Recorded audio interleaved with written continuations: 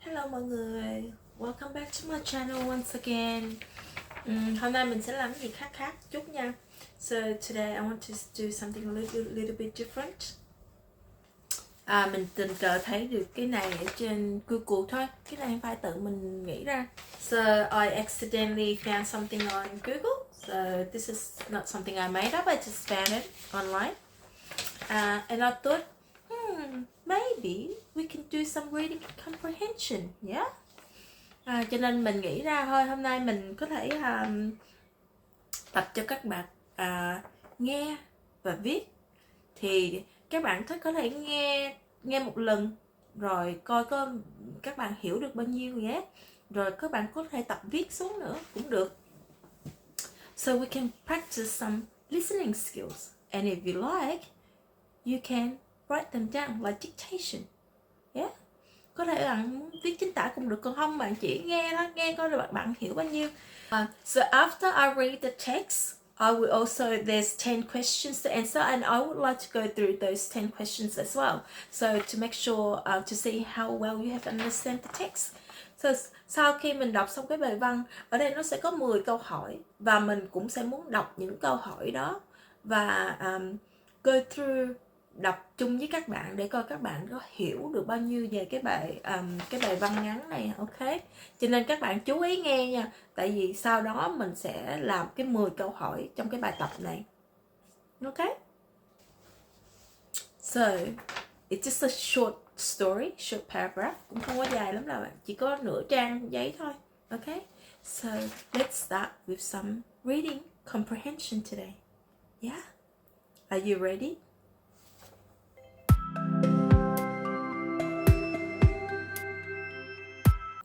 Sit still, young man, while I measure your head.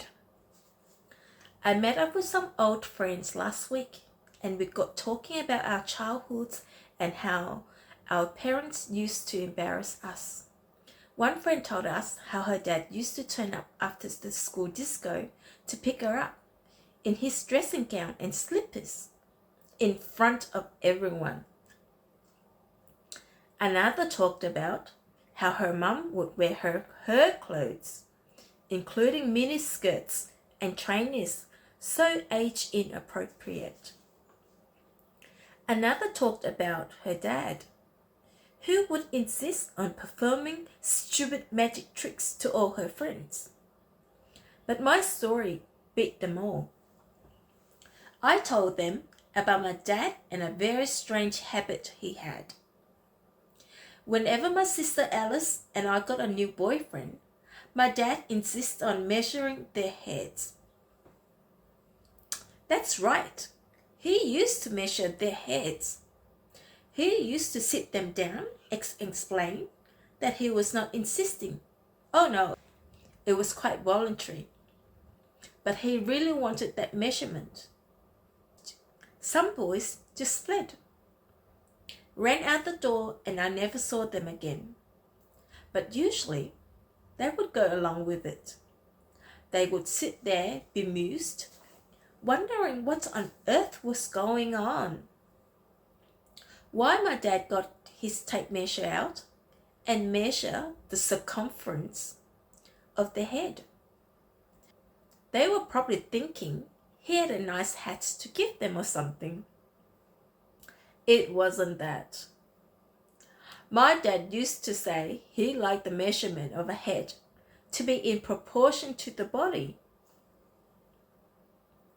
He didn't like heads which were too small or too big.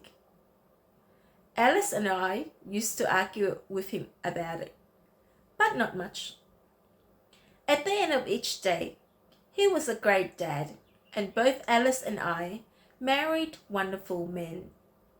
And you know what? Their heads are a perfect shape and size. By Marina.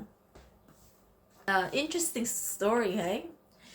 Nếu có vài chữ dưới đây, nếu mà các bạn không có rõ và Google không có hiểu chính xác cách dùng thì các bạn có thể comment ở dưới cái video clip của mình thì mình sẽ ráng giải thích cho ha. Trong đây mình có thể thấy được vài từ là có thể là các bạn cần giải thích, có thể là hơi khó hiểu tại cũng ít xài, hoặc là Mình có thể vậy. I can pick a few words that I will try to explain to you that I think you might be struggling with. So let's see. Mini skirts. Mini skirts. Skirts là cái đầm. Mini skirt là mấy cái đầm ngắn mà lên cái đầu gối của mình nữa. Giống như mấy cô mà ưa đi dạ vũ, hip hop, nhảy nhót đồ, mấy cái đầm ngắn thì mà ngắn đó là mini skirts. Trainers. Trainers trong cái bài văn này, mini skirt and trainers. Trainers là đôi giày thể thao nha các bạn, chứ không phải là những người huấn luyện viên hay gì nha. Đôi giày thể thao cũng gọi là trainers nữa. Trong đây nó đề including mini skirts and trainers, tại vì trong cái đoạn này nó đang nói về quần áo, cho nên trainers là đôi giày thể thao.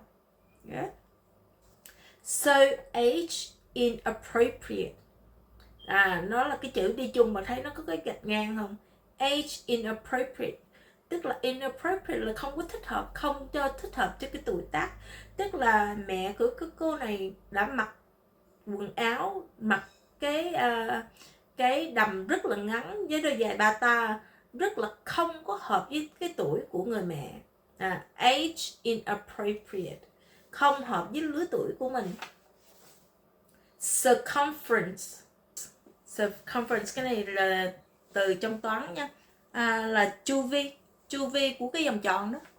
Circumference, cái vòng tròn ngoài bao nhiêu, chu vi của vòng tròn là circumference. Measure the circumference of their head. Đo cái vòng tròn của cái đầu mình nhé. Circumference, cái chu vi đó.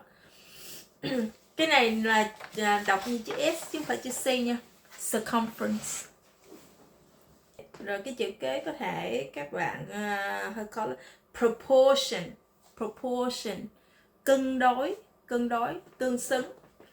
Tức là my dad used to say he liked the measurement of a head to be in proportion to the body. The measurement of the head tức là cái chu vi của cái đầu, cái size của cái đầu á, to be in proportion tức là nó phải tương xứng to the body, với cái cơ thể. Tức là ông ba rất là thích cái đầu của cái người đó, những bạn của con ông phải tương xứng với cái cơ thể của mình, cân đối, nó không được quá bự hay là quá nhỏ so với cơ thể, cho nên là ông lúc nào cũng đo cái đầu của các bạn con ông. Đấy. The measurement of the head to be in proportion to the body. In proportion. Lúc nào mình cũng nói in proportion nha. Trong đây nó có nhiều câu hỏi nè. Trong đây nó có vài cái câu hỏi. Bây giờ mình có thể đọc. Các bạn có thể nhìn trên cái màn ảnh. Rồi mình có thể we can go through it and work out the answers to see how much you have understand the text. Bây giờ mình có thể đọc những câu hỏi. Các bạn thử trả lời coi các bạn có hiểu đúng cái bài văn hay không. Ok? Và mình sẽ nói cái đáp án cho các bạn nghe là cái gì nha. Ok, câu đầu tiên. Marina met her mother and father last week. Is that true or false? False. Cái câu này không đúng nha. Trong đây không có nhắc gì tới ba má của Marina gặp nhau hết á. Là Marina gặp các bạn của Marina. I met some of my old friends. Yeah, not mother and father. So the answer is false.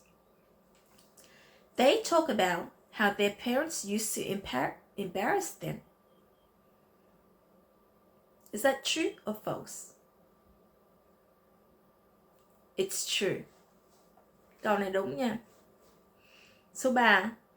One parent used to pick his daughter up from school wearing his pajamas. This question, I would say it's false. Mình thì mình sẽ trả lời không đúng. Tại vì cái người kia là wearing dressing gown. Dressing gown nó khác với pajamas. Nhưng mà nếu mà các bạn trả lời true thì mình cũng không có nghĩ là sai lắm đâu. Tại nói chung là nữa vẫn là mặc đồ ngủ. Pajamas and dressing gown nó cũng là đồ ngủ. Cho nên cái câu này mình thấy nó hơi tricky, nó half. Đối với mình thì nó cái từ dùng nó không chính xác thì nó là sai. Nhưng mà nếu mà bạn hiểu đúng nghĩa là cái ông đó, ông ba của một cái người bạn đó mặc đồ ngủ thì cũng là đúng nha. Số 4. Her dad had an odd habit. That is true. Odd habit or strange habit is the same thing. Trong bài văn thì nó ghi là strange habit, nhưng mà trong đây nó là odd habit. Hai cái từ đó giống nhau, cái nghĩa nó giống nhau nha. Nói chung là có một cái thói quen rất là kỳ lạ. Số 4 là true. It's true. Her dad used to take the head measurement of new boyfriends. Is that false or true? That is true. Some boys did not agree to it and they left the house. True or false? It's true. He gave the boyfriends a nice hat. Did the father give the boys a hat? No, it's false.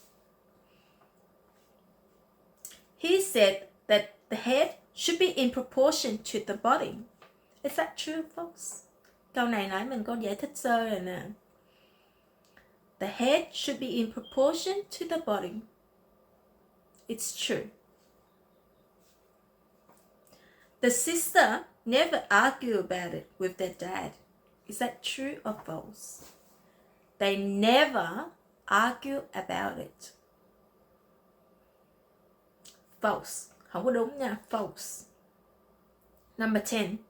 They now have good husband with nice heads. Is that true or false? It's true. At the end, they married and their heads are perfect shapes and size. So number 10 is true. Okay. So that is enough for today. Hôm nay như đây mình thấy cũng đủ rồi. If you have got it all right, you understand everything, that's good, perfect. Nếu mà các bạn đã hiểu hết tất cả bài văn và làm đúng hết câu hỏi thì mình thật là chúc mừng bạn, thì tiếng Anh của bạn cũng rất là khá. Còn nếu mà bạn chưa có hiểu hết hoàn toàn thì không sao đâu. Thì mình coi, các bạn nào đang coi cái clip này thì cũng là đang học tiếng Anh mà, không có gì phải lo lắng hết, thì mình cứ tiếp tục rèn luyện thôi nhé. So it's just to know where your level are and so you can get to practice more. Nó không phải là cái bài kiểm tra hay là cái gì đặc biệt, mà nó chỉ coi để coi là trình độ mình tới đâu, mình hiểu được bao nhiêu vậy thôi. Thì có gì mình sẽ kiếm thêm, mình nghĩ mình sẽ ráng kiếm thêm những cái bài văn tương tự ngắn như vậy, và có những câu hỏi để mình có thể làm chung để mình tập nghe. Yeah, listening skills, yeah. So then we get more practicing in listening, yeah. Để mình ráng kiếm những câu chuyện nó về Úc hoặc về những cái quốc gia khác, những cái gì hay hơn là những cái bài văn bình thường như vậy. So I will try to find some texts about maybe Australia or maybe other cultural topics so we can learn about. I think that would be fun and interesting, rather than just read old boring texts. So next reading comprehension, I think I will go for Australia. Yeah, bài văn kế mình chắc mình sẽ ráng kiếm một bài văn về Úc, tại vì mình là dân sống ở Úc mà, mình cũng muốn các bạn hiểu thêm về quốc gia của mình đang sinh sống, nơi chỗ mình đang ở. Yeah.